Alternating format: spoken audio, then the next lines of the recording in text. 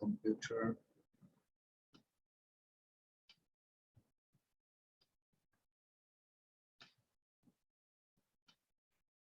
Assalamu alaikum wa rahmatullah.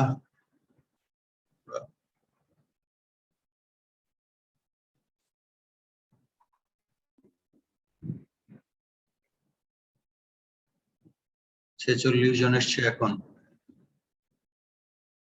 আচ্ছা, আমরা আরেকটু অপেক্ষা করি, আর অল্প কিছুক্ষণের মধ্যে আরো ছাত্রছাত্রী আসলে শুরু করবো ইনশাআল্লাহ।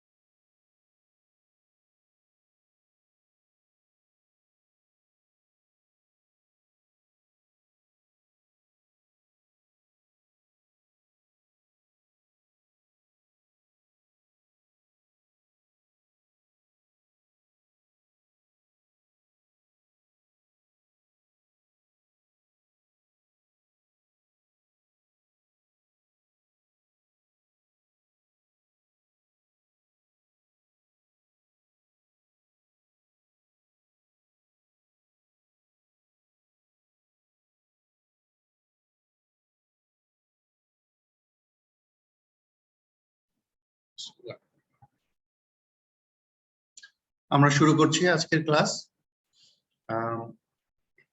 Measures in statistics. আমরা প্রথমেই এর আগে আলোচনা করেছিলাম যে একজন ক্লিনিশিয়ান তিনি যখন পরীক্ষা করেন তার রোগীকে, এবং তিনি বিভিন্ন জিনিস পরীক্ষা করার পরে সিদ্ধান্ত নেন যে এটা নর্মাল, এটা নর্মাল না, এটা নর্মাল, এটা নর্মাল না।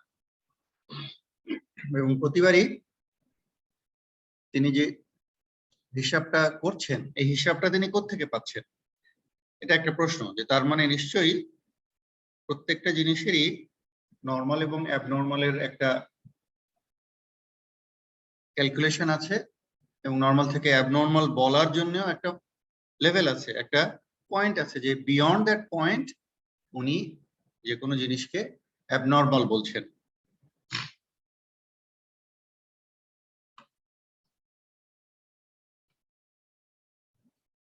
এবং ভ্যারিয়েবিলিটি আমরা এর আগেও দেখেছি।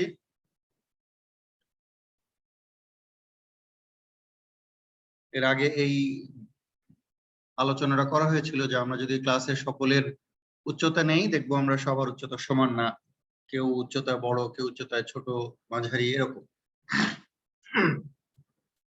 এবং এই ভ্যারিয়েবিলিটিকে আমরা কি করে সামারাইজ করতে পারি, সেই সামারাইজেশনে আমরা শিখেছিলাম যে আমরা যদি ডেটাকে সাজাই ছোট থেকে বড় পর্যন্ত, তাহলে দেখতে পাই বেশিরভাগ সময় ডেটাগুলো ভেতরে অবস্থান করছে, এবং এই ভেতরে অবস্থানের নামটা হচ্ছে সেন্ট্রাল টেন্ডেন্সি। এটার মেজারমেন্ট কমনলি আমরা তিনটা মেজারমেন্ট করি: মিন, মিডিয়ান এবং মোড। এবং মিন আমরা যেটা বলেছিলাম যে আমাদের স্কুলে আমরা যেটা শিখেছিলাম অ্যারিথমেটিক মিন, সেই অ্যারিথমেটিক মিনটা আমরা এখানে শিখব। এবং সেই মিনটাকে ডিনোট করার জন্য আমরা করি কি এক্স এর উপরে একটা দাগ দিই, সেটাকে বলছি আমরা এক্স বার, এবং যতগুলো সংখ্যা আছে সেই সংখ্যা দিয়ে তাকে ভাগ করি, এই যোগ করে প্রথমে যোগ করি অঙ্কগুলোকে, তারপরে যেই সংখ্যা আছে সেটা দিয়ে ভাগ করি। মিডিয়ান হচ্ছে একদম মিডল মোস্ট পয়েন্ট, যে মিডল মোস্ট পয়েন্টটা পুরো ডেটা সেটকে দুইটা ইকুয়াল ভাগে ভাগ করে দেয়। এবং আমরা যদি একইভাবে ডেটাটাকে ছোট থেকে বড় পর্যন্ত সাজাই, তাহলে একদম মাঝখানে যে আছে সে হবে মিডিয়ান। কিন্তু এই মিডিয়ানটার আবার দুটো ব্যাপার, একটা হচ্ছে জোড় জোড় ডেটা অথবা আরেকটা হচ্ছে বেজোড় ডেটা। তাহলে জোড় ডেটা বেজোড় ডেটার জন্য পজিশনটা খুঁজে বের করার জন্য আমাদের দুটো ছোট ছোট ফর্মুলা আছে, যে জোড় ডেটার জন্য মধ্য পজিশন কোনটা হবে আর বেজোড় ডেটার জন্য পজিশনটা কোনটা হবে। যেই ডেটাটা সবচেয়ে বেশি এসছে, যেটা মোস্ট ফ্রিকুয়েন্টলি অকার করে, সেটাকে আমরা বলছি কি মোড, যেই ডেটাটা সবচেয়ে বেশি আসবে। কখনো কখনো তাহলে দুটো ডেটা বেশি বেশি আসতে পারে, তাহলে তখন আমরা সেটাকে বলি বাই মডাল, তিনটা আসলে বলি ট্রাই মডাল, এরকম করে আমরা মোড নির্ণয় করি। এরপরে আমরা শিখেছি কনসেপ্ট অফ এফএক্স, যে ফ্রিকোয়েন্সিটাকে আমরা কমন নিয়ে নিচ্ছি, এক্সটা কতবার এসছে, এক্স হচ্ছে আমার ডেটাগুলো এবং সেইখানে ফ্রিকোয়েন্সিটা কতবার এসছে, এই ফ্রিকোয়েন্সি দিয়ে গুণ করে তারপরে আমরা যোগ করি। আলটিমেটলি এতে আমাদের হয় কি, জায়গাটা একটু অল্প জায়গা হয়, অল্প জায়গাতেই আমরা তাড়াতাড়ি করে ফেলতে পারি। তাহলে এই এফএক্সটাও আমাদেরকে মাথায় রাখতে হবে। কিউমুলেটিভ ফ্রিকোয়েন্সি, যে প্রত্যেকটা একটার পর একটা একটার পর একটা একটার পর একটা আমরা যে অ্যাকিউমুলেট করছি, এই অ্যাকিউমুলেট করে কিউমুলেটিভ ফ্রিকোয়েন্সি আমরা গুনি, যে ফ্রিকোয়েন্সিটা কতবার এসে, তাহলে ফ্রিকোয়েন্সি গুলো যোগ করতে হয়, ফ্রিকোয়েন্সি গুলো যোগ করে আমরা যেটা পাই সেটা হচ্ছে কিউমুলেটিভ ফ্রিকোয়েন্সি। এখানে আমরা দেখেছিলাম যে 2 হচ্ছে একটা ফ্রিকোয়েন্সি, 3 হচ্ছে ফ্যামিলি সাইজ, তাহলে 2 3 কতবার এসছে, দুইবার, তার মানে দুটো ফ্যামিলি চলে গেল। এরপরে কি, এরপরে 4টা ফ্যামিলি, সেই 4টা ফ্যামিলিতে ফ্যামিলি সাইজ কিরকম, 4 জন, মানে এক একটা ফ্যামিলিতে 4 জন থাকে, এরকম 4টা ফ্যামিলি।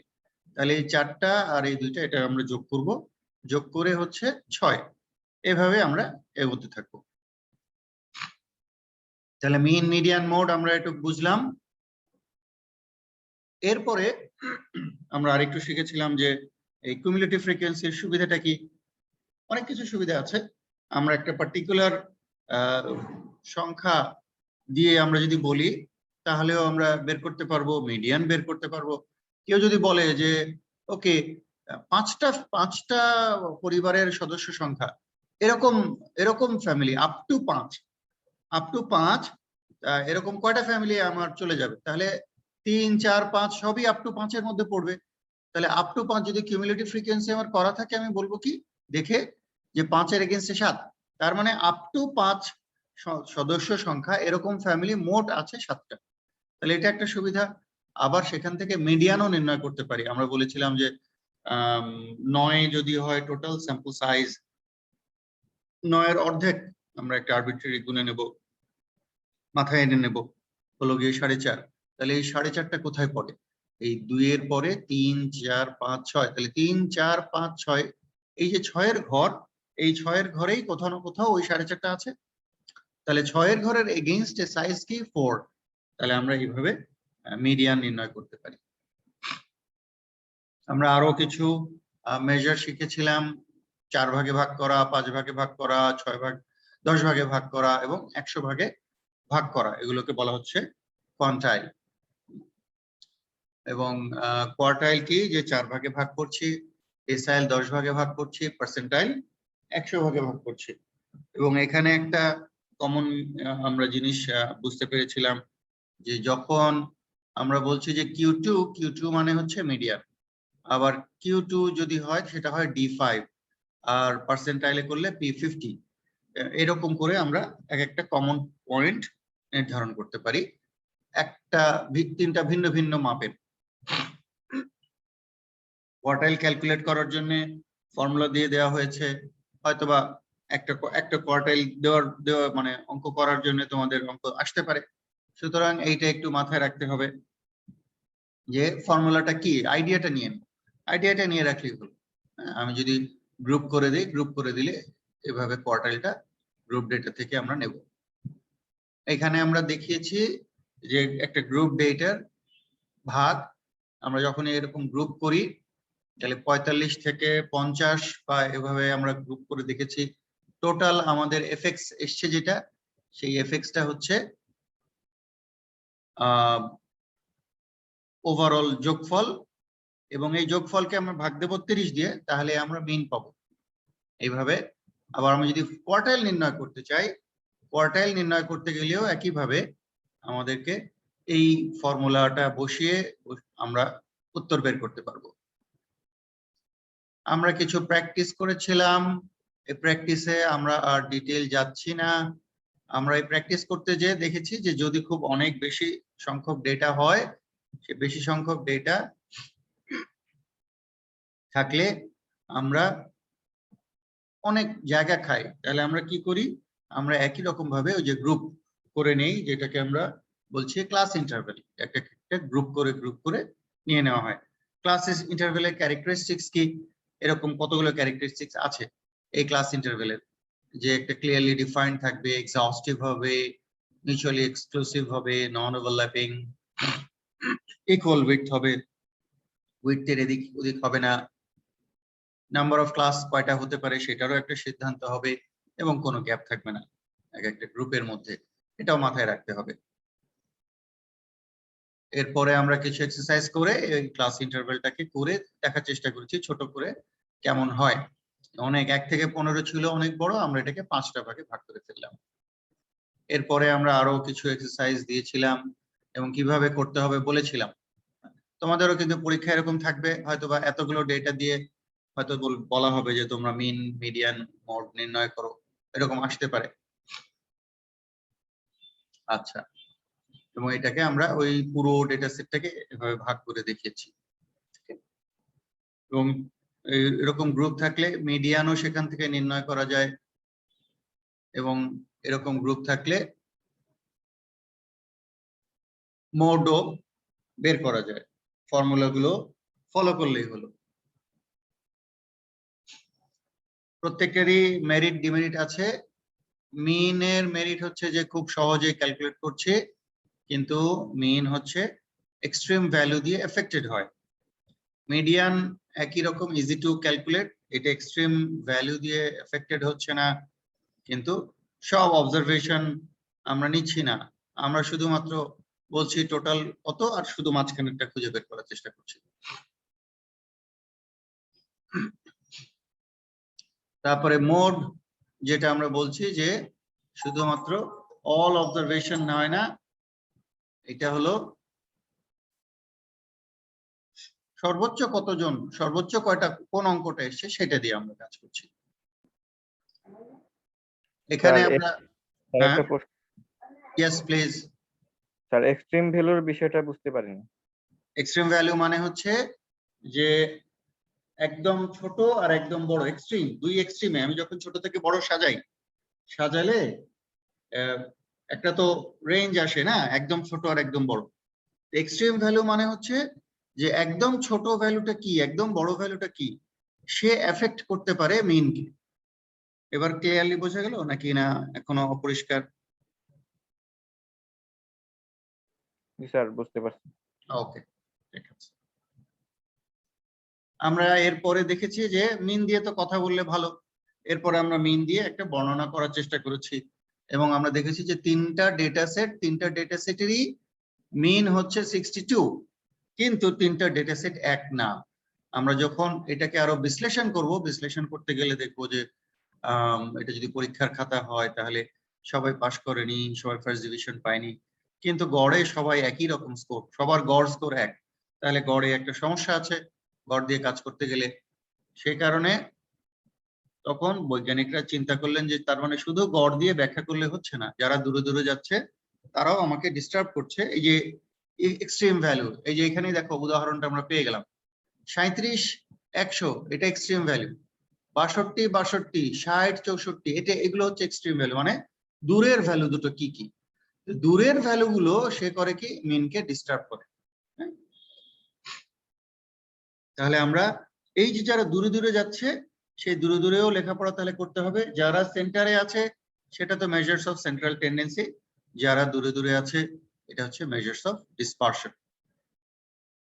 এবং মেজার্স অফ ডিসপারশনে আমাদের শিখতে হয় বা আমাদের জানতে হয় রেঞ্জ, মেইন ডেভিয়েশন অনেকগুলো আছে।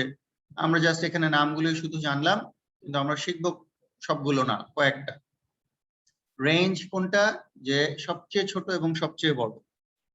সবচেয়ে ছোট এবং সবচেয়ে বড় এটা হচ্ছে জাস্ট নরমাল স্ট্যাটিস্টিক্যাল রেঞ্জ। এবং আমাদেরকে মাথায় রাখতে হবে আমরা এরপরে আবার আরেকটা রেঞ্জ শিখেছি যেটা হচ্ছে ইন্টারভ্যালের রেঞ্জ, যে কনফিডেন্স ইন্টারভ্যাল, দুটো কিন্তু ভিন্ন জিনিস। আচ্ছা, তাহলে এই রেঞ্জে আমরা বুঝলাম যে তিনটা ভিন্ন রকম রেঞ্জ, এবং আমরা রেঞ্জ দেখে বলতে পারি যার রেঞ্জ ছোট সে ভালো, যার রেঞ্জ বড় সেই ডেটাটা ডিস্টার্বিং ডেটা, সেই ডেটাটা দুর্বল ডেটা। কিন্তু রেঞ্জের ব্যাপারটা কি, যে যদিও এটা আমাদেরকে খুব দ্রুত একটা নোশন দিচ্ছে difference between the largest and smallest item, কি ব্যাপার। আচ্ছা, এবং রেঞ্জ আমাদেরকে খুব দ্রুত একটা ভ্যারিয়েবিলিটি সম্পর্কে আইডিয়া দেয়। এটা একদমই গ্রস মেজার, কারণ দুইটা ভ্যালু, সবচেয়ে ছোট কোনটা সবচেয়ে বড় কোনটা এটাই হচ্ছে আমাদের হিসাবে থাকে। অন্য ভেতরে কারা আছে তাই সেটা নিয়ে সে চিন্তিত না, এবং সেই কারণেই একটু প্রবলেম। আমাদের প্রবলেমটা আমরা এখানে দেখেছি যে দুইটা ডেটা সেট রেঞ্জ এক, কিন্তু দুইটা ডেটা সেট এক না, এটা ভিন্ন ভিন্ন। দুইটা ডেটা সেট যদিও একই রেঞ্জ কিন্তু একই ডেটা সেট না। তার মানে এই মিনের মতো রেঞ্জেও প্রবলেম হচ্ছে। তখন সায়েন্টিস্টরা চিন্তা করলেন, আচ্ছা ঠিক আছে, আমরা প্রত্যেককেই কে কত দূরে আছে এটা দিয়ে মাপবো, মেপে এই দূরে মাপার গড় করব, গড় করে তখন আমরা কথা বলবো যে ওভারঅল ডেটা সেটের গড় এত, আর গড় থেকে দূরে দূরে যারা চলে যাচ্ছে, দূরে দূরে যারা অবস্থান করছে, এই দূরে যাওয়ার গড়টা এত। এইভাবে তারা কাজটা সিদ্ধান্ত নিলেন। সিদ্ধান্ত নিয়ে তারা পরবর্তীতে এখানে আরো আছে কোয়ার্টাইল ডেভিয়েশন, আমরা কি এর আগে পড়েছি কোয়ার্টাইল, সুতরাং এটা আমাদের শুধুমাত্র ডেভিয়েশনটা জানার জন্য Q3 মাইনাস Q1 এইটা দিয়ে বলতে হয় যে কোয়ার্টাইল ডেভিয়েশন, অথবা এটার আরেকটা নাম হচ্ছে ইন্টার কোয়ার্টাইল রেঞ্জ। আচ্ছা, এখানে লেখা নেই। হ্যাঁ,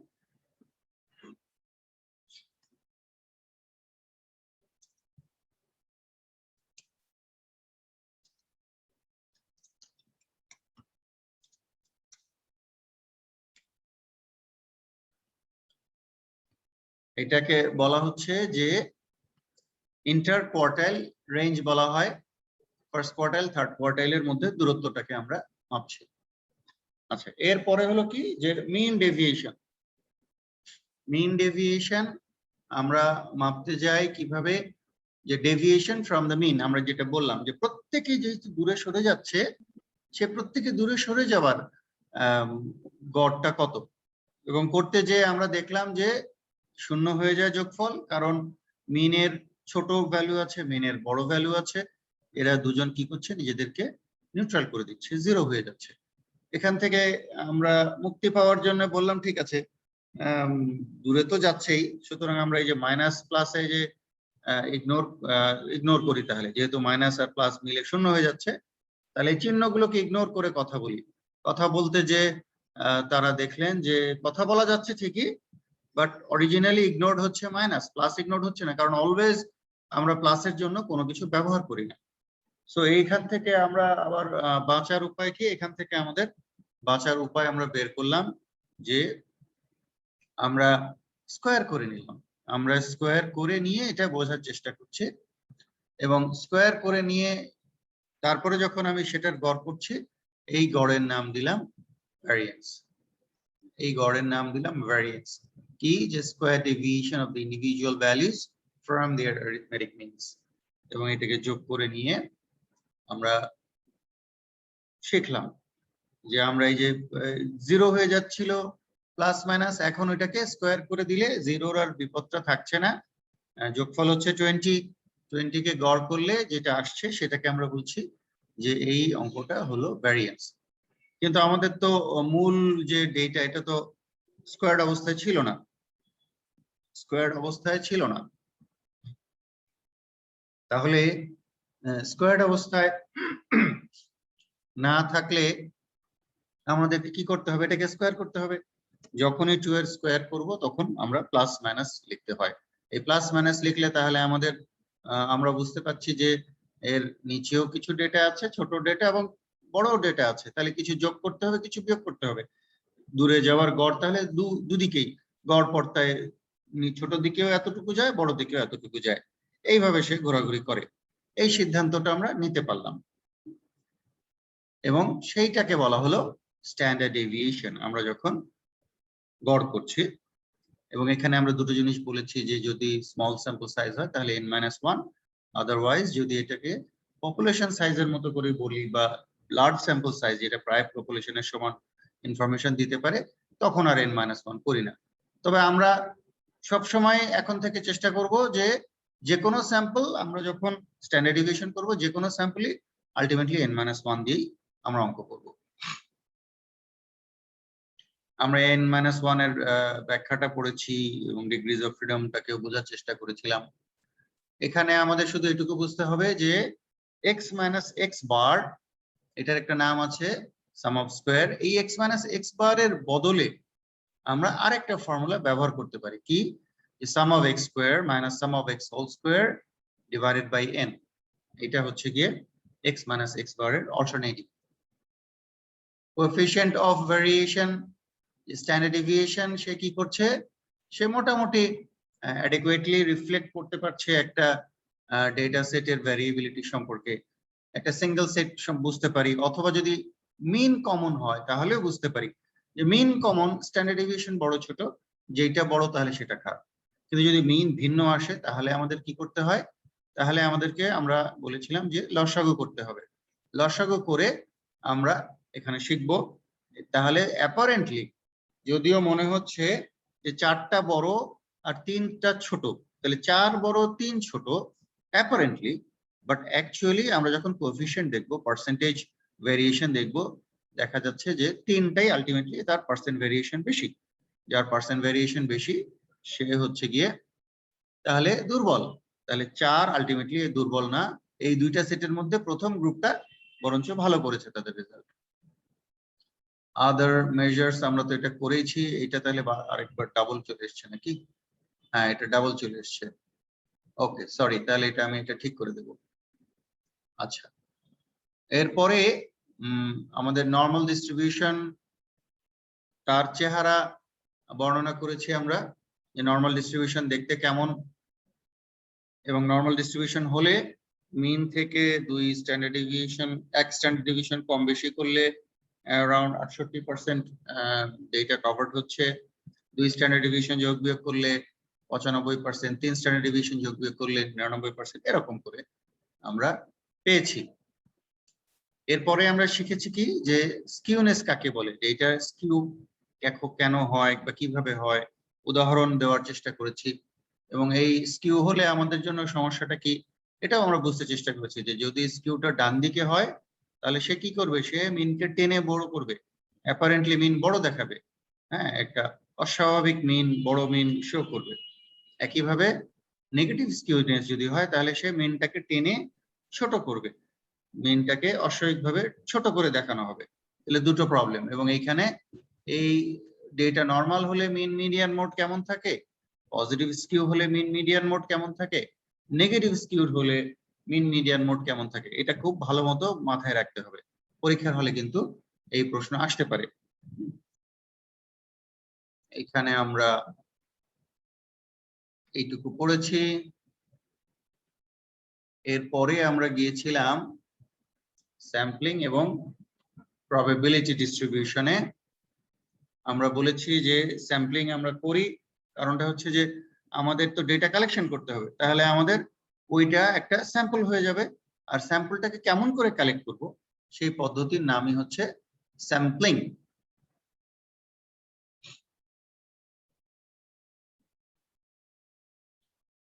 এবং পপুলেশন দু ধরনের হতে পারে, ফাইনাইট পপুলেশন, ইনফাইনাইট পপুলেশন। এখানে আমরা উদাহরণ দিয়ে বোঝার চেষ্টা করেছি। রিপ্রেজেন্টেটিভ স্যাম্পল কেন কিভাবে হয় আমরা এটা আন্ডারস্ট্যান্ড করার চেষ্টা করেছি। তিনটা কাজ রিপ্রেজেন্টেশনকে ডিনোট করে, যে রিপ্রেজেন্টেশন হওয়ার জন্য কি কি কাজ বা কি কি ফ্যাক্টর ইনফ্লুয়েন্স করছে আমরা এটা বোঝার চেষ্টা করেছি। দুটো এক্সাম্পল আমরা দিয়েছি, খুব ভালোভাবে বুঝতে পেরেছিলাম যে দুটো এক্সাম্পল দিয়ে স্যাম্পলিং আমরা করি ডেইলি লাইফে। এবং স্যাম্পলিং কেন, কারণটা কি? কারণটা হচ্ছে যে আমরা মিনিমাইজ করতে চাই demand on our resources, cost, time and workload. Generalisation যত বেশি, অল্প স্যাম্পল নিয়ে যদি পুরোটার খবর বলতে পারি তাহলে জেনারেলাইজ করতে আমাদের জন্য সুবিধা হয়, ইত্যাদি ইত্যাদি। অ্যাডভান্টেজ কিছু আছে স্যাম্পলিং এর, অবশ্যই আমরা তো বলেছি যে অল্পটাই যদি বেশি হয়ে যায়। আবার ডিসঅ্যাডভান্টেজও আছে, যত যাই করি না কেন যেহেতু স্যাম্পলিং নিচ্ছি কিছু না কিছু এরর থাকবেই। এবং যেই কারণে আমরা এটার সাথে এখন একটু মিলিয়ে পড়ার চেষ্টা করি যে আমরা ওই যে স্যাম্পলিং এরর যেহেতু হয়, আলটিমেটলি এই এরর হওয়ার কারণে আমরা একটা স্ট্যান্ডার্ড ডেভিয়েশনের নামও দিয়ে দিয়েছি, স্ট্যান্ডার্ড এরর। আমি জাস্ট তোমাদেরকে রিলেট করে কথা বলার চেষ্টা করছি। ওকে, কখনো কখনো হোল পপুলেশনে আমরা স্যাম্পলিং করি, প্রয়োজন অনুযায়ী আমরা কি করে স্যাম্পল করি, কি করে জেনারেলাইজ করি, কি করে স্যাম্পলের কাছে যেতে পারি, স্টাডি পপুলেশনের কাছে কিভাবে আমার কাছে স্যাম্পল আসবে আমরা বলি, এই বিভিন্ন পদ্ধতি অবলম্বন করে। এখানে দুটো জিনিস গুরুত্বপূর্ণ, যে কয়ভাবে স্যাম্পলিং আমি করতে পারি। একটা হচ্ছে নন প্রবাবিলিটি আর একটা হচ্ছে প্রবাবিলিটি। নন প্রবাবিলিটিটা কি? যে আমার জানা নাই কে আসবে কে আসবে না, এই প্রবাবিলিটিটা জানা। নন প্রবাবিলিটি মানে কোনো প্রবাবিলিটি থাকছে না, এরকম একটা ব্যাপার। আর প্রবাবিলিটি স্যাম্পলিং কি? যে আমার জানা আছে যে প্রত্যেকটা ইউনিটের। ওয়ালাইকুম আসসালাম। ইয়েস স্যার, আসসালামু আলাইকুম। ওয়ালাইকুম আসসালাম। স্যার, এই স্যাম্পলিং যে ফ্রেম আছে স্যার, একটু লিস্ট ফ্রেমটা আরেকবার একটু বললে ভালো হতো স্যার। আচ্ছা আচ্ছা, লিস্ট ফ্রেম মানে হচ্ছে সে ফর এক্সাম্পল। স্যার, লিস্ট ফ্রেমটা আরেকবার একটু বললে ভালো হতো। বলছি লিস্ট ফ্রেমটা হচ্ছে কি, যে say for example you have 200 students in your class, and at that time what I do, I want to take say 50 out of 200. Then 50 out of 200, which 50 I will take? The thing I have to do, কি করি আমরা এইখানে এই পুরো 200 ছাত্রছাত্রীর list করি serially, role দিয়ে, role 1, role 2, role 3, role 4, এইরকম করে আমি একদম লিস্ট করে নিয়ে 1 থেকে 200 পর্যন্ত নিয়ে রাখি। এই যে লিস্ট করলাম, এইটাই হচ্ছে গিয়ে আমার একটা ফ্রেম হয়ে গেল, list frame, list of sampling units with their proper identification and particulars. তাহলে আমি আইডেন্টিফাই করলাম কি, রোল 1। তাহলে রোল 1 একজন, তার পার্টিকুলার আমি জেনে গেলাম। রোল 2, রোল 3, এইভাবে রোল দিয়ে 1 থেকে 200 পর্যন্ত। and out of this list I will make a sampling. We will have this example just pretty soon. So there are two methods. One is non-probability and another is probability. What is non-probability? Amra jani na, we do not have any idea of the probability of a sampling unit to become my sample. So personal judgment or common sense, we really we apply, and because we apply our personal judgment, there is a potential for bias. We really can't assess the sampling error. We have talked about these 4 different types of sampling. Purposive is just we decide at once and then we go and we collect. But this is useful if the sample size is small, if you want to conduct any pilot study, and if there is any urgent situation, and then really we want to solve the problem quickly. So that is another thing. Quota sampling is an organized form of purposive sampling, but we don't use it right nowadays. Convenience sampling, mostly used, and it is also called accidental sampling or chunk. We select from readily available things or readily available situations. Convenience, easiness, like telephone directories or automobile registrations or outpatient interview of the mothers who came to the hospital for the ailment of their children.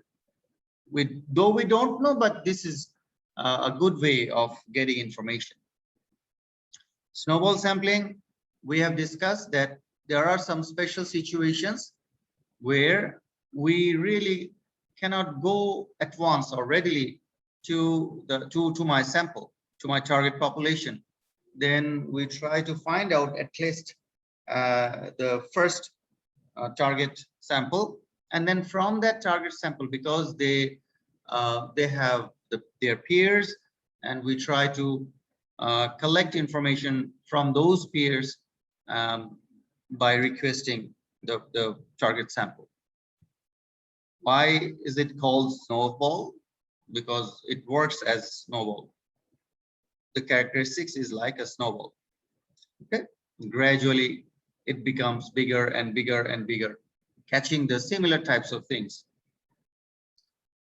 Now, the important thing we need to understand is the probability sampling. এটাকে আমরা random sampling ও বলি, but probability sampling বলাটাই ভালো. And where each sampling unit of the population has a definite probability of being selected. And definite probability, that means it's non-zero. There is some probability.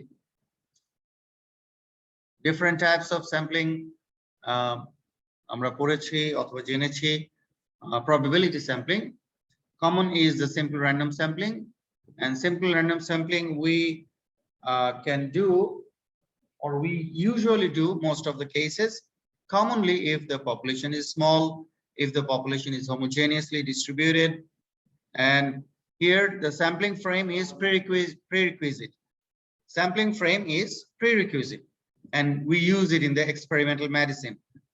And units are selected. So you see, sampling frame is prerequisite. You have to remember this.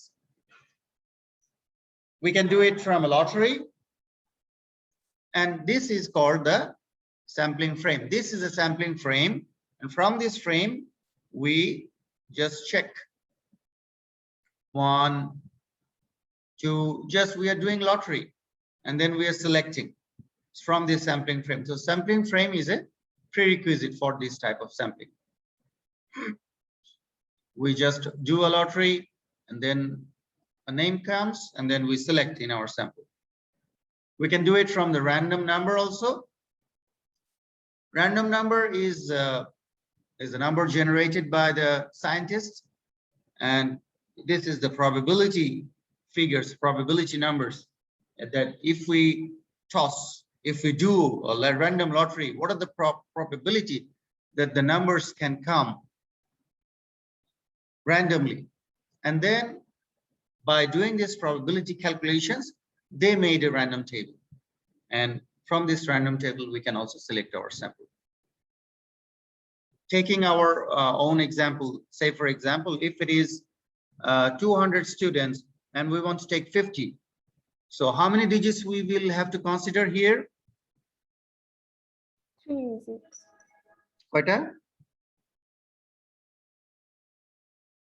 কয়টা digit? বুঝতে পারিনি। Sir, 2 digits. 2 digits. আচ্ছা, সবাইকে 2 digits ঠিক আছে?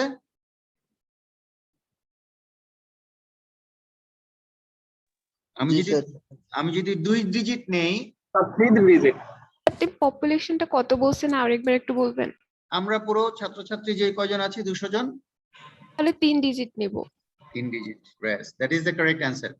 যে আমরা অনেক সময় ভুল করি, আমরা 50 জন নেব, 2 digit নিলেই বুঝি হলো না। যে ছেলেটার রোল 100, 2 digit, এবং 100 থেকে 200 পর্যন্ত এই 101 জনের কি হবে? 2 digit নিলে আমি পাবো না, তাহলে আমাকে 3 digit নিতে হবে। 3 ডিজিটে যেটা আসে তখন হলো 614 আসবে না, 902 আসবে না, 503 আসবে না, 856 আসবে না, 024। তাহলে 24 রোল আসবে, তাই না? এইভাবে মাথায় রাখতে হবে। 206 হবে না, এইভাবে আমরা এই যে যেমন 100 তাহলে 100 আসবে, 197 197 আসবে, এইভাবে আমাদেরকে কিন্তু করতে হবে, মাথায় রাখতে হবে। র্যান্ডম টেবল আমরা র্যান্ডম নাম্বার টেবিল দিয়ে করব, কিভাবে এটা বর্ণনা করা হয়েছে। From the calculator we can also select the random number, and also we can do the same from the computer. Also we can get the random number from the internet. So there are many different procedures to get the random number, from where we can decide for our samples. Characteristics, this there is no sampling bias because I am not deciding anything. I am neutral, and this is the basis of all techniques. You will see that this simple random sampling technique will be used in the following subsequent other types of sampling. We will see it. And systematic sampling, if the population is not homogeneous, it's actually suitable for heterogeneous population, and also important for the household surveys. And what we do here, we need to have one sampling interval, and from the sampling interval, the first sample will be selected randomly by lottery. That means simple random sampling. But after that, we will go systematically. Systematically means within the sampling interval, we will have to switch. If the sampling interval is 2, that means every second person. If the sampling interval is 3, every third person. If the sampling interval is 4, every fourth person. This is how the whole sampling process should be involved. Systematic sampling, if we have a sampling frame, we can also do it, but we can even do it without the presence of sampling frame, but we are giving you an example.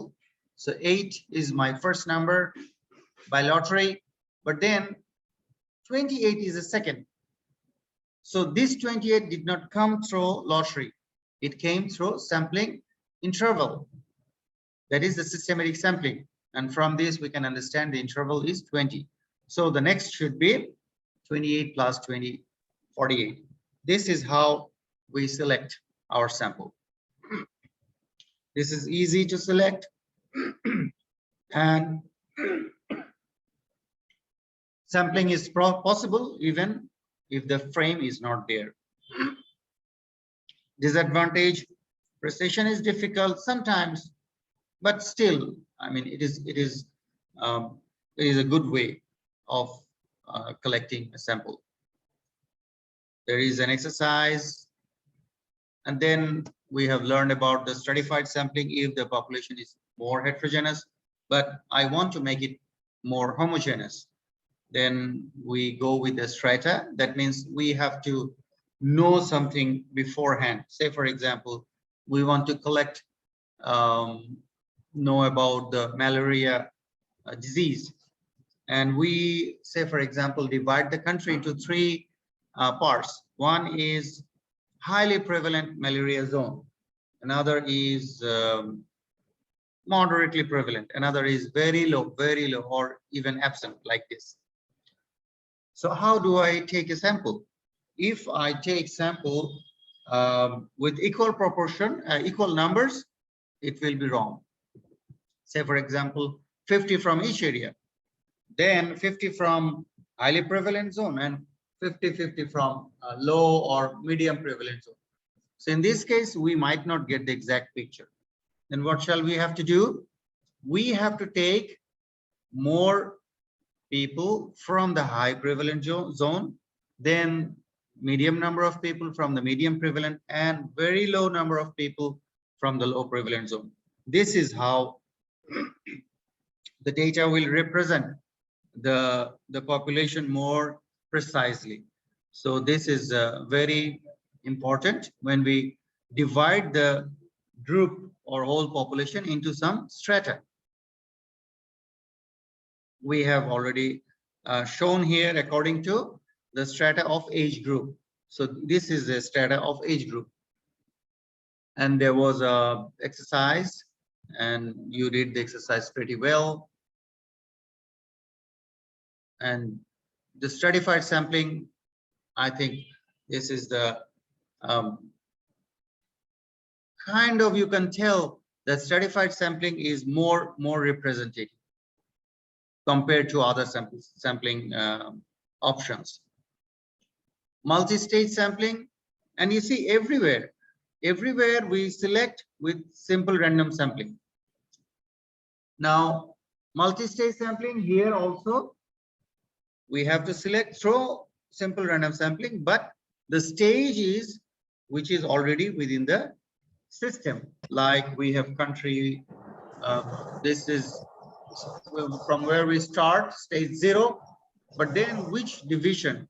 So division is stage 1, district is stage 2, village is stage 3, union is stage 4, household is stage 5. This is how we go from one stage to another, and every stage we do the simple random sampling. It cuts the cost, but there are some disadvantage because this is a complex system. And there is a multi-phase sampling, and you see this multi-phase sampling, we do not do any sorts of sampling. The sampling is done in the nature. We just try to collect, we just try to catch the sample. The sampling we do is according to the phase, according to the condition, which is already prevalent in the nature. You have to understand this. Cluster sampling, this is a group of geographical units. So you have to understand this is based on area frame. Cluster sampling based on area frame. So, and this cluster will not overlap each other. Okay, this cluster will not overlap each other. We have talked about this cluster sampling. Advantage is really very simple, time saving, and it cuts down the cost. Cost is very small, but sampling error increased in this procedure. Okay. Multi-phase sampling, we already talked about it, so we don't want to go into detail. Now the probability and the probability distribution. We wanted to have an information that how likely something can occur. And this probability is a very important tool in statistics, which helps us determine the characteristics of the population, which is real, due to real, and which is due to nature, by chance. So these two important differences we have to understand. And if we understand this, then probability is easy. Otherwise, probability is not really that easy. So you have to be careful. We discussed about this probability. There are two types of probability outcomes. One is mutually exclusive, that both can't happen together, and one is mutually non-exclusive. And we have got some examples, as well as we have got one example in the figure. And then we can understand that yes, a boy and girl is mutually exclusive, but birth of a daughter, that is girl, can have a problem of, have the gene of sickle cell and allele, that is, she can be a carrier. We have gone through the conditional probability. If we make a condition, that is, we have done two things together upon one single phenomenon. Say, for example, here we did a diagnosis by two different tests. One is simple test, another is definitive test, confirmative test. So simple test gives some positive results and negative results, but confirmatory test, it tells that yes, whether it is a disease or it is a non-disease. And then if I want to say, or if I want to ask, okay, what is the probability that a person has a disease given that they are test positive? This is one condition. What is the probability that the diseased people will get a positive test result? So two different questions, two different types of calculations. Now you tell me, I want responses from you.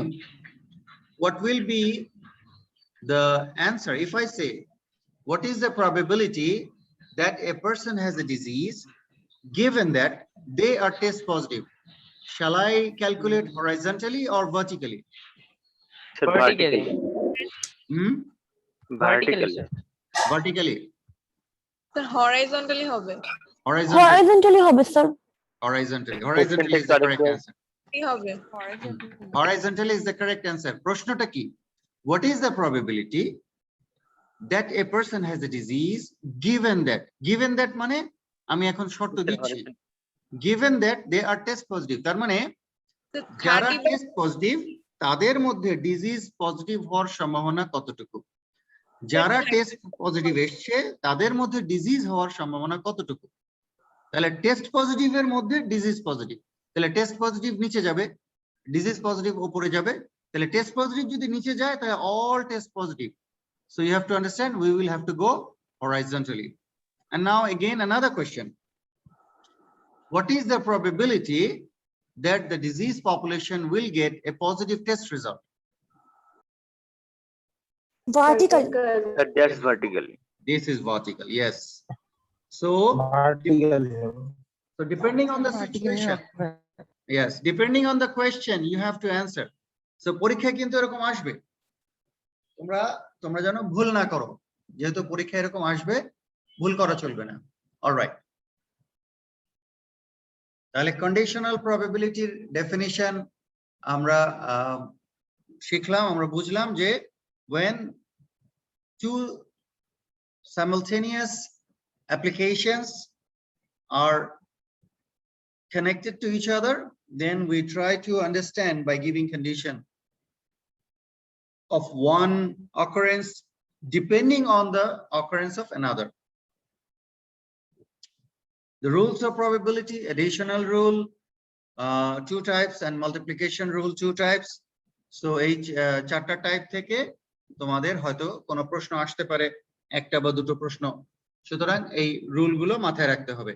একই রকম ভাবে বলে দেওয়া হবে যে conditional probability দিয়ে অথবা conditional probability ছাড়া, মাথায় এটা রেখে মনে রাখতে হবে। তো just try to remember the formula so that you can answer in the exam. Random variable, just yes, follow. Sir আপনি আমাদেরকে আগের ক্লাসে কোনটা হচ্ছে মিউচুয়ালি এক্সক্লুসিভ মানে মাল্টিপ্লিকেশন রুলের মধ্যে স্যার দুইটা ছক্কার উদাহরণ দিয়ে বলেছিলেন, কয়েনের এক্সাম্পল দিয়ে বলেছিলেন স্যার, এটা কি আবার একটু বলা যাবে যে মানে কয়েনের যেটা হেড হেড টেল টেল মিউচুয়ালি? আচ্ছা ঠিক আছে আমি এখানে বলছি, এখানে আমরা বলছি কি mutually exclusive when we say for this condition, that means probability of A times probability of B, probability of head in the first coin, probability of head in the second coin. Got it?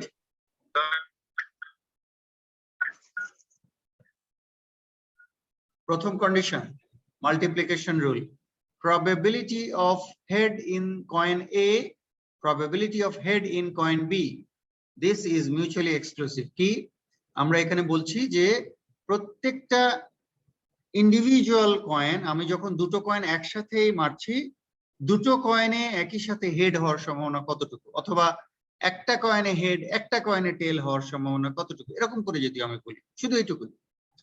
But mutually non exclusive, এই নন এক্সক্লুসিভটা হচ্ছে এই যে একটু আগে আমরা যেটা বললাম random variable, sorry এরপরে আছে র্যান্ডম ভ্যারিয়েবল, এই র্যান্ডম ভ্যারিয়েবলটা যখন আমরা ব্যবহার করি তখন এই মিউচুয়ালি নন এক্সক্লুসিভটা আসে। এবং নন এক্সক্লুসিভটা কিরকম, যে একটা এসছে হয়ে গেল, আর আরেকটা হচ্ছে সে আসবে যদি আরেকটা আসে, এইভাবে কথাটা। যেমন আমরা বলেছিলাম কি যে কয়েন দিয়ে যখন আমরা করেছিলাম, আমরা বলেছিলাম যে প্রথম কয়েনেও হেড আসতে পারে, দ্বিতীয় কয়েনেও হেড আসতে পারে, এটা একটা। আবার প্রথম কয়েনে টেল আসতে পারে, দ্বিতীয় কয়েনেও টেল আসতে পারে, এটা একটা। কিন্তু একটা কয়েনে হেড আরেকটা কয়েনে টেল, এইটার সম্ভাবনা কতটুকু? তাহলে প্রথম কয়েনে হেড আসলো, দ্বিতীয় কয়েনে টেল আসলো, এক। আবার প্রথম কয়েনে টেল আসলো, দ্বিতীয় কয়েনে হেড আসলো, তাহলে এই যে আমি কন্ডিশন করে দিচ্ছি, প্রথমে হেড, দ্বিতীয়তে টেল, প্রথমে টেল, দ্বিতীয়তে হেড, এইটা আমি কন্ডিশন করে দিলাম যে প্রথম দ্বিতীয়। এই কন্ডিশনটাই হচ্ছে কন্ডিশনাল প্রবাবিলিটি। তাহলে এইরকম সম্ভাবনা দুইবার ঘটতে পারে, কিন্তু দুটো একই জিনিস। এই যে দুটো একই জিনিস যেহেতু, তখন হয়েছে হচ্ছে কি যে এই দুটো যোগ হয়ে যায়, এই দুটো যোগ হয়ে কন্ডিশনাল প্রবাবিলিটির হিসাবটা নির্ণয় করা হয়। এটা যেহেতু একটা জটিল, তখন বৈজ্ঞানিকরা করলেন কি, র্যান্ডম ভেরিয়েবল দিয়ে এটাকে বোঝার চেষ্টা করলেন। এবং র্যান্ডম ভেরিয়েবল দিয়ে যখন বুঝবো তখন বোঝাটা একটু সহজও হয়। যেমন আমি কয়েন দিয়ে বোঝালাম যে দুইটা কমন। এবারে আসি ছক্কা, ছক্কা দিয়ে আরেকটু হয়তো বা বুঝতে সুবিধা হবে। What happens when we throw two dice together, and it had happened from the casino games, that when we throw two coins together, তখন এই দুটো কয়েন একই সাথে, সে ফর এক্সাম্পল যে একটা কয়েনে আমি যদি দাগ দিয়ে রাখলাম, কারণ আমি যখন ছুটছি আমি তো জানি না এই কয়েনটা কোনটা প্রথম কয়েন কোনটা দ্বিতীয় কয়েন, আমি তো বুঝতে পারছি না। তাহলে আমি যদি দাগ দিয়ে রাখি এটা কয়েন নাম্বার 1 আর এটা কয়েন নাম্বার 2, তাহলে দুটোতেই 1 আর 1 আসার সম্ভাবনা কিরকম? আচ্ছা, 6 আর 6 আসার সম্ভাবনা কিরকম? তাহলে আমরা যদি এরকম ধরি যে একটাতে 1 একটাতে 5, তাহলে এইরকম কেমন হতে পারে? শুধুমাত্র ওই যে একটাতে 1 একটাতে 5 যখনই আমি বলবো, তখন কিন্তু কন্ডিশন কোনটাতে, প্রথমটায় 1 না প্রথমটায় 5, দ্বিতীয়টাতে 1 না দ্বিতীয়টাতে 5, এই যে তখন কন্ডিশনাল প্রবাবিলিটির কোশ্চেনটা চলে আসে। এবং এইটা তখন সহজে বোঝা যায় কিভাবে, যে আমি যদি এই দুটোকে যোগ করি, তাহলে 1 আর 1 2 কয়বার হতে পারে, out of how many occasions? তাহলে 1/6 টাইমস 1/6। আমরা এই যে এখানে এখন এই মুখে মুখে বলছি, ক্লাস থাকলে এখন বোর্ডে এগুলো লিখে লিখে দিলে তোমাদের জন্য সুবিধা হতো। তাহলে 1/6 টাইমস 1/6। আচ্ছা দেখি আমি এরকম একটা করে একটা স্লাইড বানিয়ে তোমাদেরকে দেখি একটা স্লাইড অ্যাড করে দেবো, তাহলে বুঝতে হয়তো সুবিধা হবে। তাহলে দেখো টোটাল কিন্তু 36টা আউটকাম হয় টোটাল। 1/6 টাইমস 1/6 1/36। তার মানে আমি যদি ছক্কাকে ধরতে যাই যে দুইটাতেই ছক্কা আসবে, এরকম কতবার চাললে দুইটাতেই অ্যাটলিস্ট একবার থিওরিটিক্যালি ছক্কা আসার সম্ভাবনা দেখবো যে 36 বারে একবার। মানে আমি যদি 36 বার চালি, থিওরিটিক্যাল ডিস্ট্রিবিউশন অনুযায়ী 36 বার চাললে অ্যাটলিস্ট একবার সম্ভাবনা আছে যে দুটোতেই ছক্কা আসার। কিভাবে? এটা কি বুঝতে পারছো নাকি বুঝতে পারছো না? জি স্যার, বুঝতে পারছি। হ্যাঁ, তাহলে একটা হচ্ছে যে শুধু 1, তাহলে প্রথম ছক্কাটা হলো শুধু 1 ধরলাম, তাহলে 1 1 1 2 1 3 1 4 1 5 1 6, এরপরে 2 1 2 2, এরকম করে টোটাল 36 রকম। হ্যাঁ, বুঝতে পারলাম না আরো বেশি ছিল। কোনটা? হ্যালো, একটু প্রশ্ন থাকলে ক্লিয়ারলি বলো, বুঝতে পারছিলাম না।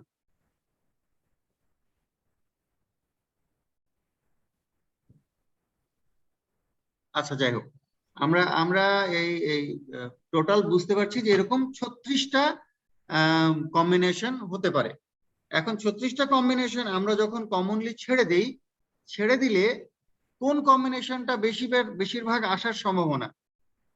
তো প্রথমে যখন জুয়ারিরা এই খেলাটা ছাড়লো, বললো কি যে না, those who will get highest,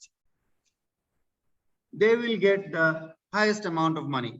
but then অন্যান্যরা কি, তারা কি মানি পাবে না? এই যে অন্যান্যরা, তারা তখন they started complaining, and then this conditional probability came that okay, if it becomes 6 and 5, again it is near to 6 and 6, but 6 and 5 there is more probability of becoming 6 and 5, because one dice can become with 6, another dice can come with 5, and alternately the first dice, if in the first occasion it becomes 6, second occasion it becomes 5. So in this way they calculated that okay, condition is first dice 6, second is 5, condition is second dice 6, first dice 5, and when we make this condition, these are common things, and when these are common things, we try to add it together, and then the probability increases. You understand this conditional probability? Yes, sir. Thank you. Okay. Random variable আমরা শুধুমাত্র একটু জেনে রাখবো এইটুকুই। Sir আসসালামু আলাইকুম। ওয়ালাইকুম আসসালাম। স্যার কোন ক্ষেত্রে আমরা অ্যাডিশনাল রুল ইউজ করব, কোন ক্ষেত্রে মাল্টিপ্লিকেশন রুল ইউজ করব? According to question, according to question. যদি আমার প্রশ্নে বলা হয় যে একটা সাবজেক্টে যদি আমি বলি যে সে দুটো সাবজেক্টে পরীক্ষা দিচ্ছে এবং দুটো সাবজেক্টে পরীক্ষায় দুইটাই রেজাল্ট, একটা হচ্ছে পাস একটা ফেল, এছাড়া আর কোনো রেজাল্ট নাই যে গ্রেড 1 2 3 4 এরকম নয়, শুধু পাস আর ফেল। তাহলে আমরা যদি বলি যে এই দুটোই যেহেতু রেজাল্ট, তাহলে what is the probability that a student will pass, what is the probability that a student will fail. শুধু যেহেতু দুইটা আউটকাম, আমাদেরকে বলতে হবে 50% চান্স। আমরা জানি না, আমাদেরকে জাস্ট বলতে হবে 50-50, উই ডো নট নো, কারণ এখানে আছেই মাত্র দুটো আউটকাম। ওকে, একই রকম ভাবে যেখানে আমরা বলছি যে দুটো কয়েন, একই রকম ভাবে আমি যদি বলি যে what is the probability that a pregnant mother will have a boy or a pregnant mother will have a girl, এরকম যদি প্রশ্ন থাকে তাহলে এটা অলওয়েজ আসবে কি যে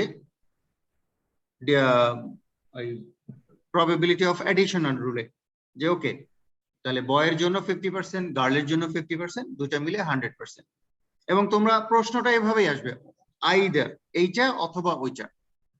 যদি অর থাকে তাহলে মনে রাখবে অর থাকলে addition রুল, আর যদি and থাকে, and যদি থাকে, then the question of multiplication. What is the probability, যদি বলি যে what is the probability that a pregnancy will come up, sorry, a twin pregnancy will come up with both twin boys, or a twin pregnancy will come up both twin girls, তাহলে কি হলো, দুইটা probability, দুইটা pregnancy outcome, দুইটা conception, তাহলে দুইটা কনসেপশনের দুইটাই বয় হওয়ার সম্ভাবনা কতটুকু? তাহলে প্রথমটার 1/2, দ্বিতীয়টারও 1/2, তাহলে 1/2 টাইমস 1/2, 1/4, দ্যাট একটা টুইন প্রেগন্যান্সি দুইটাই ছেলে হওয়ার সম্ভাবনা কতটুকু? 1/4। প্রশ্ন এরকম আসতে পারে, বোঝা গেল? তাহলে এন্ড যদি প্রশ্নে থাকে তাহলে হচ্ছে মাল্টিপ্লিকেশন, অর প্রশ্নে থাকলে অ্যাডিশন। এইটুকু হচ্ছে সবচেয়ে সহজ মনে রাখার জন্য বুদ্ধি। অলরাইট? জি sir, thank you. Okay, most welcome. Now we want to calculate the probability that if we toss up a coin, we know that it should be head and tail. এবং আমরা দুটো কয়েন একসাথে toss করার চেষ্টা করছি বোঝার জন্য, and there are 4 types of outcome, that T T T H H T H H. So there are 4 outcomes. So each outcome has got 1/4 chance. So 1 out of 4. But then if we look at the middle, it is TH and HT. It is the same. But আমরা এখানে কি করেছি? Only permutation করেছি। Permutationে চারটা সবাই সমান। কিন্তু আমি যখন combine করে দিচ্ছি, that is the conditional probability. They are same. So we make a condition. They look like same. ডানে বামে বামে ডানে যেটাই বসে না কেন এক। So we make a condition that okay, we want to assign numbers for it. Tail should be assigned 0. So 0 and 0 is 0. And then TH1, 0 and 1 is 1. And HT1, 1 and 0 is 1. And HH2, 1 and 1, 2. আমরা যদি এরকম করে করি তাহলে একটা হলো probability for 0, probability for 1, probability for 2. Then it becomes that 0 has got 1/4, but 1 has got 1/4 plus 1/4, 2 1/4. So it becomes half. So this is how conditional probability is calculated. And then if we put it in a graph, it looks like this, and it is called probability histogram. In the same manner, we try to understand the probability of 2 dice if they are thrown together. You see 2 dice, that means 1 and 2. So together, and 2 dice thrown together, multiplication rule. Okay, and that is the reason it should be 1/36. And then there might be a question, okay, what is the probability that these 2 dice will get the sum of more than 10. The probability is, so more than 10, that means probability of 11 and probability of 12. 12 is only 1, 11 is only 2, so 3 by 36. So out of 36 occasions, there are 3 occasions that the combination of these two can come up with either 11 or 12, that is more than 10. This is how we calculate. And if the random variable is a continuous data, then the data or distribution looks like this. We call it the density curve. Okay. This you don't have to remember, only just the name: binomial, Poisson, and normal distribution. So 3 types of distribution. One is binomial. Binomial is easy: boy or girl, head or tail. Poisson is you can say it is an advanced form of binomial distribution when P is very, very small, very, very small. That is, it is not boy, girl. Say, for example, muscular dystrophy. So if I say muscular dystrophy, you cannot tell it is 50-50 or 40-60. It is maybe less than 1%, or maybe less than 0.5%, maybe less than 1 in 1 lakh, like this. This is so rare a disease that with the formula of binomial distribution, we cannot really satisfy the calculation. That's why the scientists came up with this. So just only you have to remember the name: binomial distribution and Poisson distribution and normal distribution. Normal distribution is what we will have to go through. And we know that small values are associated with small individuals. As the value increases, frequency increases, then the frequency will increase up to a certain peak. And after this, if we increase the value, the frequency gradually will fall. Okay. So we can understand that probability distribution has got very good connections with normal distribution, very well connected. They are very well linked. And we try to understand the link that out of 100 people's blood pressure, we got a mean, we got a standard deviation, and we try to understand their location, their position, from which to which, from which blood pressure to which blood pressure it goes. That means we can assign standard deviation, and then we can assign the location. So from the standard deviation, the location can be determined. So if we can determine the location from the standard deviation, 2 different points, 2 measuring points by mean and SD, that then we can understand how this distribution in the nature normally works out. And then the scientist wanted to work. Yes, please. Sir আগে যে হচ্ছে ম্যাথটা দেখাচ্ছিলেন, ওখানে যদি class ইন্টারভালের মাঝখানে পড়তো তাহলে আমরা হচ্ছে ফ্রিকোয়েন্সি হাফ নিতাম। এখন যদি মাঝখানে না পড়ে, লাইক হচ্ছে যদি 117 আসে, তখন আমরা হচ্ছে ফ্রিকোয়েন্সি কেমন ধরবো? ওকে, 17 আসবে এক জায়গাতে, যদি এক জায়গাতে 17 আসে আরেক জায়গাতে 13 আসবে। এখানে যেমন আমরা দেখতে পাচ্ছি একটা 116 এসছে, 194 এসছে, তাহলে সবচেয়ে ছোটটা যদি 117 আসতো, বড়টা আসতো 193, তাহলে এক্ষেত্রে 2 জায়গারই কিন্তু আমাকে চিন্তা করতে হচ্ছে। এইখানে আমরা করি কি, এপিডেমিওলজিক্যালি আরবিট্রারি 2 ভাগে ভাগ করে ফেলি, যে ওখানে যতগুলো আছে সেটাকে আমরা 2 ভাগে ভাগ করে ফেলি। You are right, it's a very good question, but usually আমরা যেটা করি যে আরবিট্রারি একটা ভাগ করি। যদি দেখা যায় যে এক্সাক্ট 3 ভাগে ভাগ করা যাচ্ছে, তখন কখনো কখনো তারা 1/3 করেন, বাট ওই যে এক জায়গায় যদি 1/3 আসে, পরের জায়গায় 2/3 আসবে, 117 এ বেশি আসবে, 193 তে কম আসবে। সুতরাং কম বেশিটা যেহেতু দুইটাকে নিউট্রাল করে, ইউজুয়ালি আমরা করি কি, আমরা হাফ নিয়ে নিই। ক্লিয়ার? জি স্যার। ওকে, তাহলে এসএনডি এর অ্যাপ্লিকেশনটা আমরা শিখেছি। We do apply to assess the normal range or normal values. So now you can understand normal range is one thing and range of the statistical distribution is different. Range of the statistical distribution is from highest to lowest or lowest to highest. But this is not from lowest to highest. This is from, say, 2 standard deviation low to 2 standard deviation high to get the normal distribution or normal range. We have gone through our problem and we tried to understand from the Z table and we learned. তোমাদেরকে Z table দিয়ে দেওয়া হয়েছে না? জি sir. Sir Z টেবিলের সময় sir একটা কথা বলেছিলেন যে আমরা 1 এর এগেইনস্টে বা 0.2 এর এগেইনস্টে যে ভ্যালুটাই পাবো সবসময় এর চেয়ে কমটা ধরতে, মানে সবসময় নিতে হবে।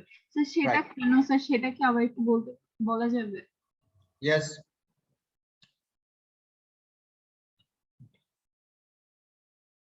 Anybody? কেউ হেল্প করবে আমাকে? কেন আমরা ধরবো যে এটা নিচে হবে?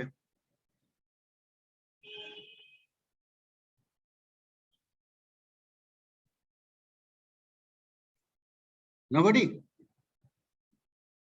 আমরা প্রথমেই যদি হিসাব করি, এই যে মিডিয়ান ক্যালকুলেট করছিলাম,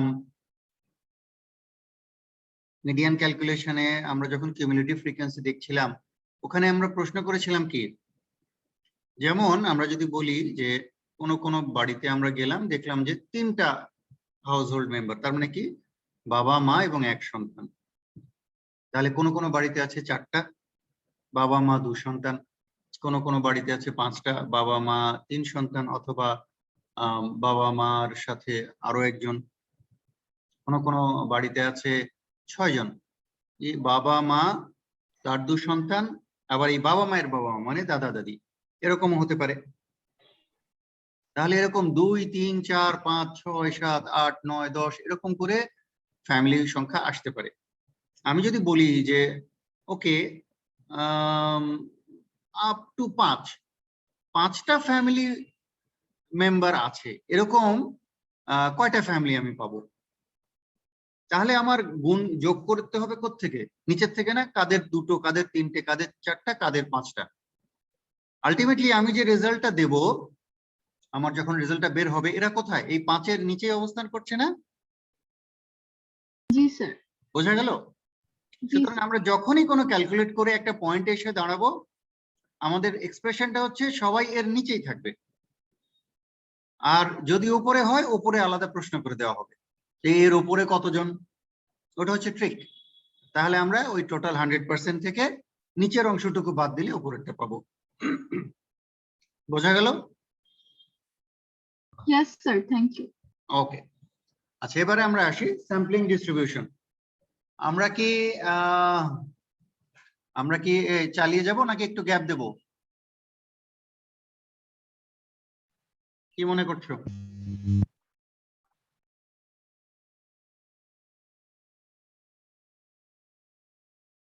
স্যার গ্যাপ দিলে ভালো হয়। আচ্ছা ঠিক আছে, আমি তাহলে 5 মিনিটের একটা গ্যাপ দিচ্ছি। ওকে, 10টা থেকে। এখন হচ্ছে গিয়ে আচ্ছা 10টা থেকে চাচ্ছ, ঠিক আছে।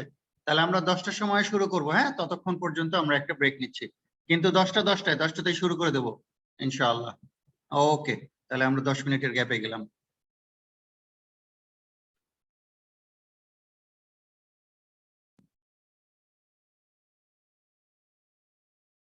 আমরা তাহলে শুরু করলাম জি স্যার। স্যাম্পলিং ডিস্ট্রিবিউশন আমরা পড়বো। আমরা already we have got the idea of probability distribution, and now we will try to understand the relationship of probability distribution and sampling distribution, because when we do sampling and we try to look at the distribution, there is also the inherent characteristics of probability distribution, how the samples will be distributed in the population. And we know that we cannot really cover or sample the whole population. That's why we want to work, or we have to work with a small sample.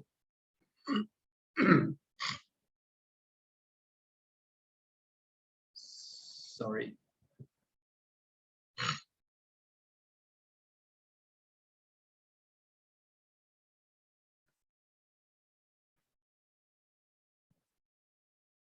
Now, this sampling distribution, there are two types of estimates, point and interval. And we have come to know that point estimate is the one which is done for the first time. And from that first time, we want to base on the next interval estimates, that the first thing that what we have collected for the first time, that is the mean. And if the question is asked in the exam, that we have collected some, say for example, heights or weights of some students in the university, and this university has got the mean value of heights of the students like this. What is the point estimate? The mean height of the students of 1000 or whatever it is. That is the point estimate. And then we will go for interval estimate. So we have gone through this understanding that sampling distribution is the probability distribution. You see, sampling distribution is the probability distribution of a sample statistics. So we try to collect the sample values and then try to look at the sample statistics. What does it look like? What does the probability distribution look like? And each sampling will give rise to individual sampling values. That is the individual sample means. And if we do the mean of these means, so that becomes the characteristics of a sampling distribution. If we do mean of the means, then these mean of the means will be very much equal to the population mean. So this is one good thing what we learned from here, that from the sampling distribution, we can get the mean of a country. Say for example, mean height, mean weight, mean blood pressure, mean blood sugar. And in this way, we can have our own parameters. When you will become doctors, when you will start your research career, when you will do research, then you will learn that if you do one thing, say for example, if you work with the heights of school children, if you or college children or university going children, you can set an example that this is the standard of Bangladesh. In this way, we can also go for the interval estimates. After we do this, then we do the standard deviation, and this standard deviation is smaller than the population standard deviation, and the measurement or the calculation is sigma by root n. And there is a special name of this standard deviation, the standard error of the mean. So standard error of the mean, because we got this standard deviation from the means. And we have done some permutation combinations. We are not going into detail, and here we try to understand that if we do the permutation, if we do the combination, what the distribution looks like. And then we did some practical from that permutation and combination practical example, that we took some a population of 4, one is 5, one is 10, one is 15, and another is 20, and we have collected 2 out of 4. And it was with replacement because we wanted to be neutral in our applications. And then we can see that these 4 values give rise to the mean of 12.5. And then all of these individual values, it has got 1 by 4 possibility or probability of being selected in the sample. But when this is the simple probability, this is the simple probability. So it is a simple probability of multiplication rules that is mutually exclusive. Exclusively, they have 1/4 probability. But then when we make a match of 2 out of these 4, there can be a possible of these many combinations. There are 16 combinations of these 5, 5, 5, 10, 5, 15, 5, 20, 10, 5, 10, 10, like this. So these many combinations we can take out of 4, and it will give the probability of this. So this is the probability distribution of sampling. The mean 5 will come how many times? Mean 7.5, 10, 12.5, 15, 17.5, and 20. And then if we put it in a graph, we can see the graph looks like this. And we can see the mean is exactly 12.5 with only sample size of 4, sorry, population size of 4, and we took 2 in the sample. So we learn from this the central limit theorem that if the sample size is equals to or greater than 30, and it is taken from a population with any type of distribution that has a mean of mu and a standard deviation of sigma, we can know any types of distribution, the sampling distribution will follow a normal distribution. And from here, we can also understand that if this is the case, then if we have a normal distribution population, from the normal distribution, obviously the sampling distribution will follow a normal distribution. And the central limit, same, if we do by sampling, every time it will follow this rule. Every time, whenever we do sampling, every time it will follow the same thing. And the question was, the sample size must be 30 or large if the population is normally distributed. And you have answered me correctly that no, because if the population is normally distributed, one person will give a normal value. And then we have learned about the central limit articulation. Sampling mean plus 1 standard error of mean will cover 68% of the means. Sampling means plus minus 2 or B is precise 1.96. Standard error of the mean will cover 95% of the means. And 3, or to be precise 2.58, standard error of the mean will cover 99% of the means. If we try to articulate these 3 sentences in a different way, in other words, we can tell that in 68% cases, mean will lie between these and these values. 95% cases, the mean will lie between this and this value. 99% cases, the mean will lie between this and this value. And this expression, it has got a special name.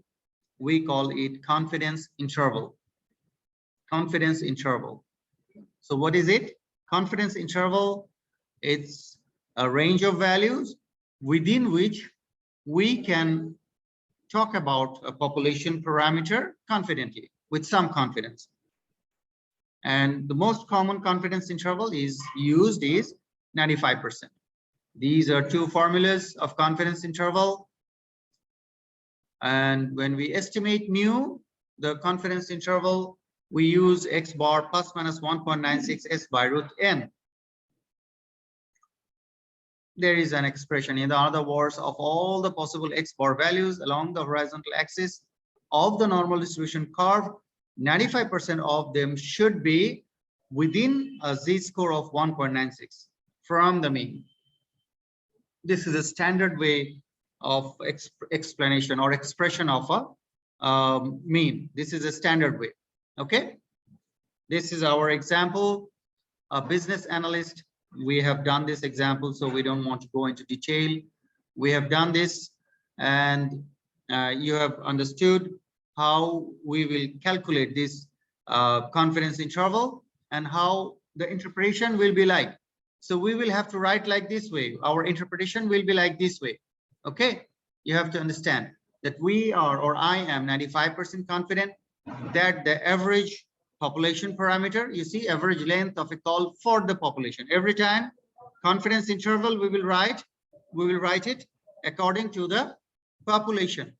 And then if I, or in other words, if I repeatedly obtain samples of 85, then 95 out of 100 occasions, the confidence interval will lie within these 2 values, will contain the mu, and 5 occasions out of 100 might not contain the mu.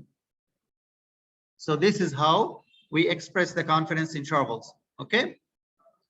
And there are 2 ways we said that. One way is the estimating or calculating the means. And another way is calculating the proportions. Okay, and we have also given you the formula. So P plus minus 1.96 times P into 1 minus P divided by root n. Wait a minute, please.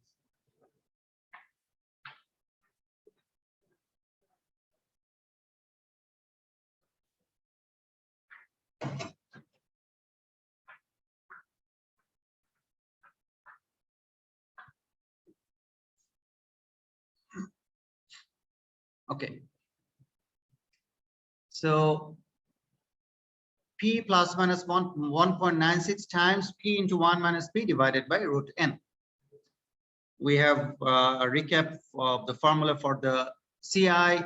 Here is another example for the proportion. So we can see that 39% of the sample companies, they have used the telemarketing to assist them.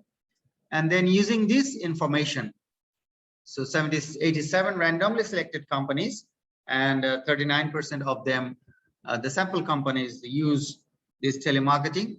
And one researchers, if only this information is given, and one researcher wants to understand estimate the population proportion, and he has to go through like this way.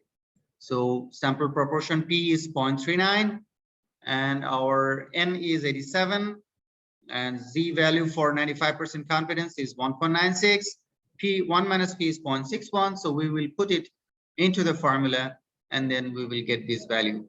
And we can tell that we are 95% confident that the population proportion of the telemarketing firms will that use that operation to assist is or will be somewhere between 29% and 49%. So this is how we interpret. There are some more exercises, so you can just go with the exercise.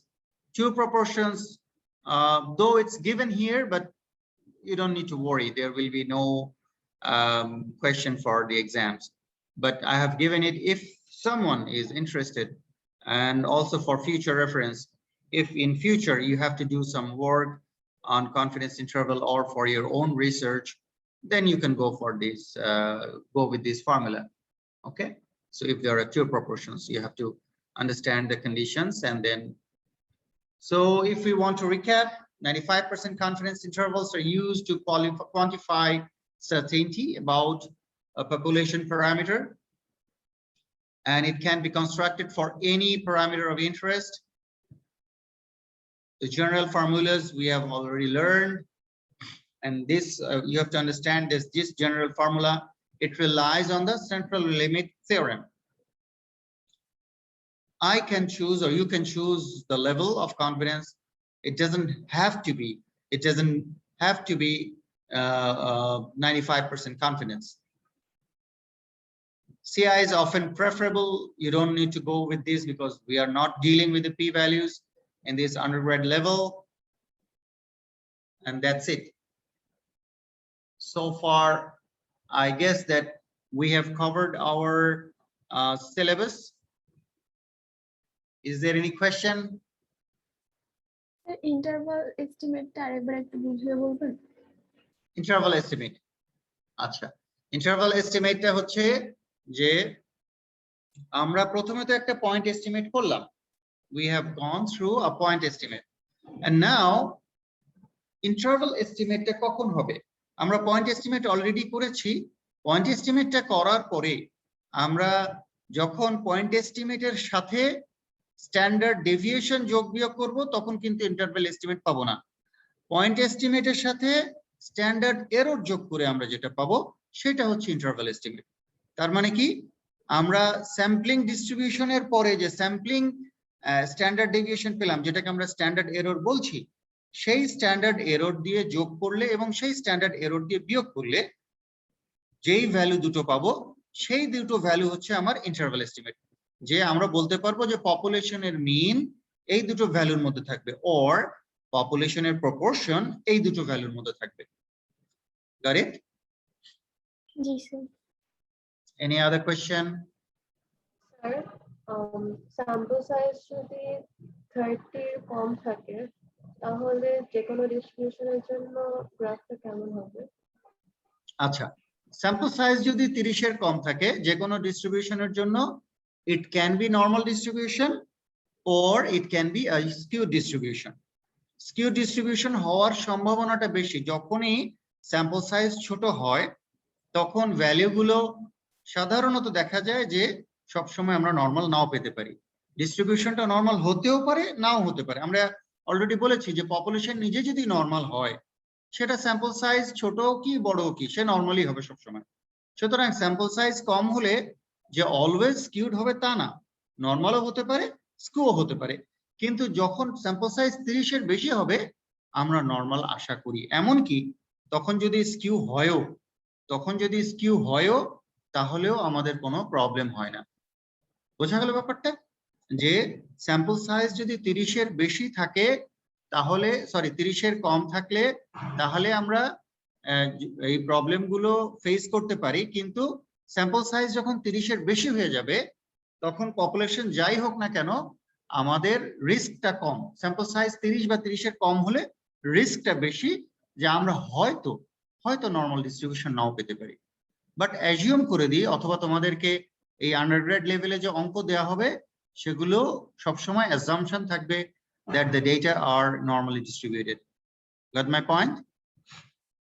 Yes, sir.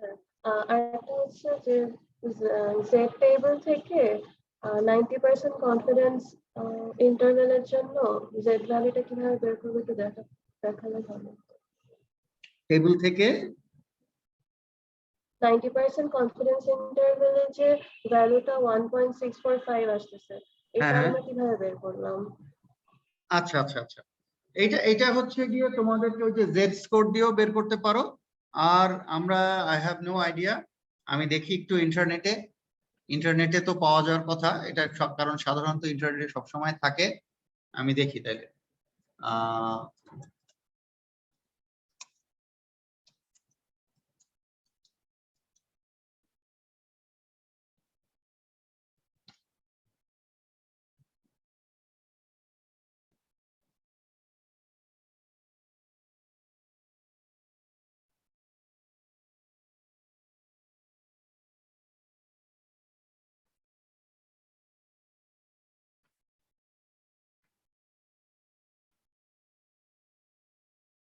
এই যে দেখো আমি এখানে just একটু search দিয়েছি যে confidence ইন্টারভ্যালের জি score কত, এরা লিখে দিয়েছে 90 এর এত, 95 এর এত, 99 এর এত, 1.645, 1.96, 2.576।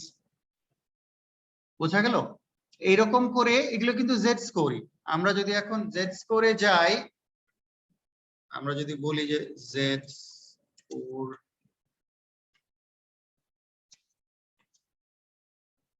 Z table,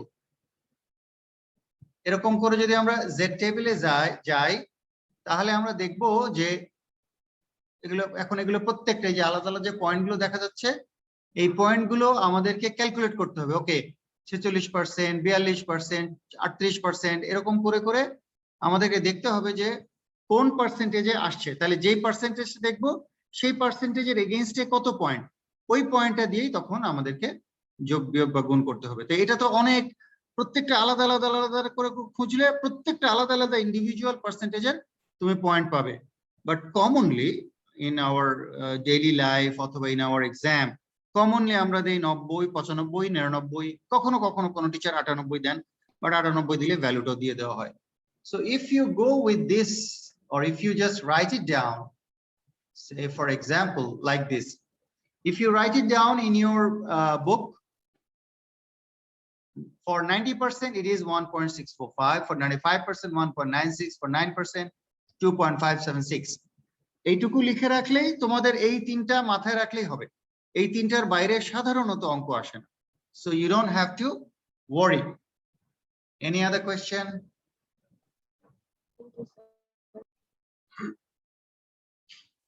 Any other question?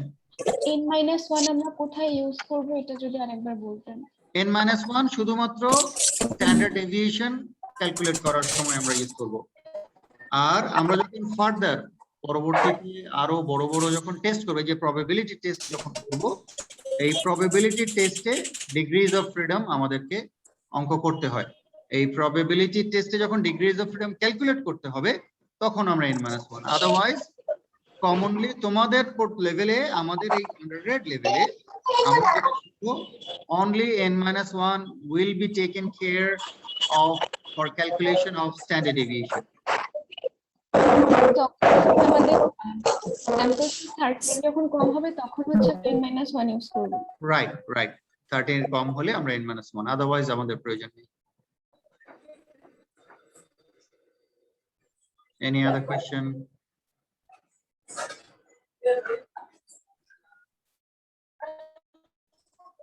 ওকে, আমরা তাহলে আজকের এই ক্লাসটা এখানে শেষ হয়ে গেল। আমরা পরবর্তীতে তোমাদেরকে একটা পরীক্ষার ডেট অ্যানাউন্স করে দেব। আমাদের কোশ্চেন অলমোস্ট শেষ পর্যায়ে, আমার প্রশ্ন তো শেষ, আমি এখন ওই বান্না স্যারের প্রশ্ন নিয়ে অ্যাড করে তারপরে দেব।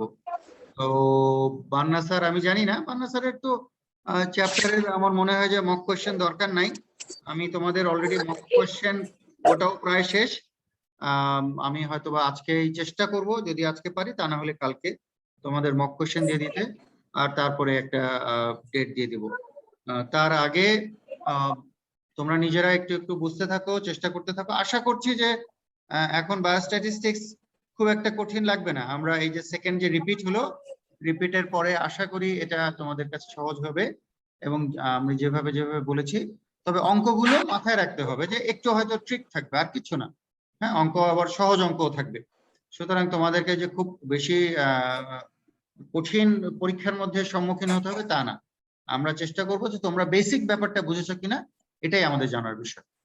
ওকে, তাহলে আমরা এখানেই রাখছি। হ্যাঁ, সবাইকে শুভেচ্ছা জানাচ্ছি, আশা করছি তোমরা ভালো পরীক্ষা দেবে একটা। Thank you very much. আসসালামু আলাইকুম রহমতুল্লাহি ওয়া বারাকাতুহু।